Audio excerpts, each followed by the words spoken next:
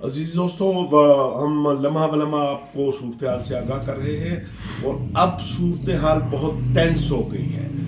اب صبح جو پڑاؤ کیا ہوا تھا رات کو پی ٹی آئی کے مظاہرین نے، اب وہ سری نگر ہائی وے سے آہستہ آہستہ ڈی چوک کی جانب بڑھنا شروع ہو گیا ہے، اور ابھی جو اطلاعات ہمیں موصول ہوئی ہیں وہ پشاور موڑ کراس کر چکے ہیں، اور اس کو خورشید عالم جو فارمر چیف منسٹر تھے گلگت بلتستان سے، وہ لیڈ کر رہے ہیں۔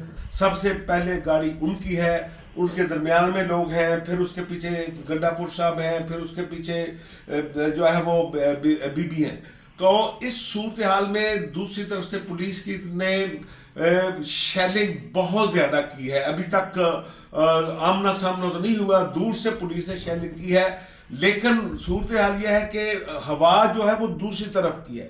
پولیس والے شیلنگ کرتے ہیں تو وہ سارا دھواں جو شیلنگ کا ہوتا ہے وہ واپس پولیس کی طرف آتا ہے، جس کی وجہ سے پولیس کو مزید ڈیفینسو ہونا پڑتا ہے اور واپس آنا پڑتا ہے۔ بہرحال پیش قدمی جاری ہے پی ٹی آئی کے مظاہرین کی، جن کی تعداد ہزاروں میں ہے۔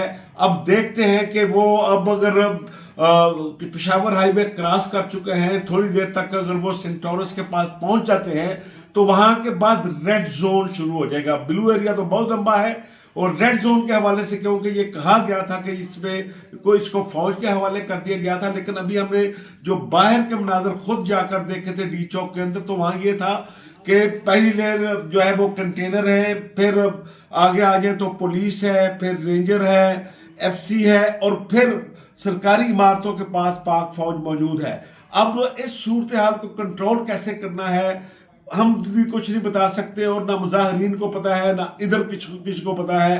دعا کریں کہ صورتحال بہتر رہے۔ بہرحال پیش قدمی جاری ہے، اور آنسو گیس کا استعمال اندھا دھند ہو رہا ہے، اور اس حالات میں حالات کسی بھی طرف رخ کر سکتے ہیں۔ اب اس کے علاوہ جو بھی اپڈیٹ ہوگی وہ بھی ہم آپ کو بتاتے رہیں گے۔